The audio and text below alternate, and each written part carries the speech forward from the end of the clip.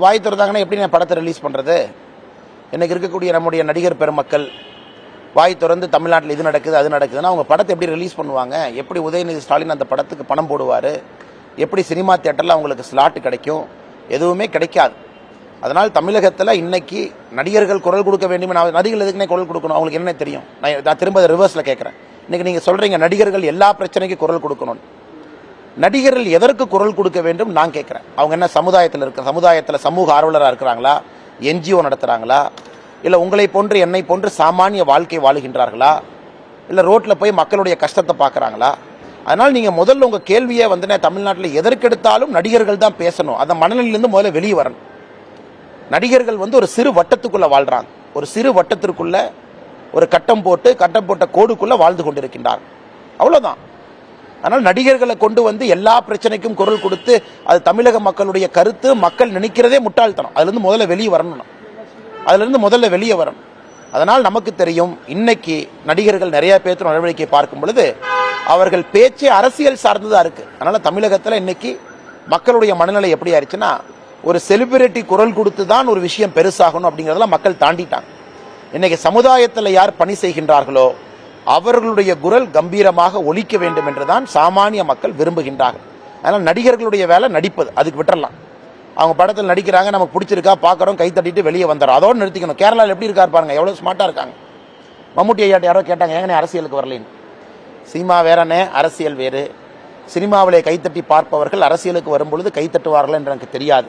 அதனால் ஒதுங்கி இருப்பது நல்லது. நிறையா இவங்க மட்டும் இல்லை, இந்தியாவில் இருக்கக்கூடிய பல தலைவர்கள்.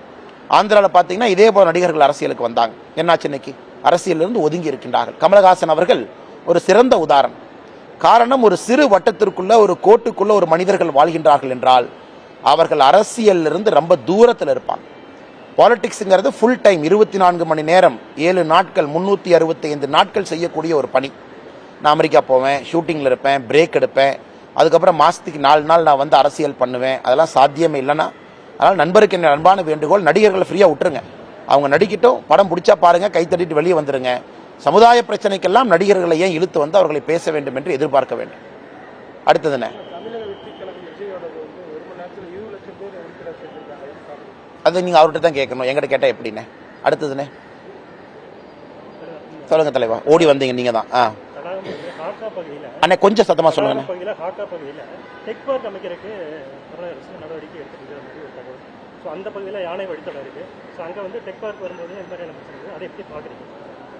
அண்ணே, டெக் பார்க் அமைப்பதற்கு எத்தனையோ இடங்கள் இருக்கு.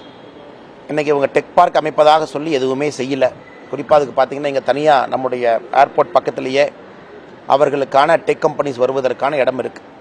நீங்கள் நல்லா நான் வச்சுங்க, திமுக காரங்க திமுக ஆட்சியில் ஒரு புதுசாக டெக் பார்க் போடுறாங்கன்னா பக்கத்தில் லேண்ட் வாங்கியிருக்காங்கன்னு அர்த்தம். அதை நல்லா மக்கள் புரிஞ்சுக்கணும்.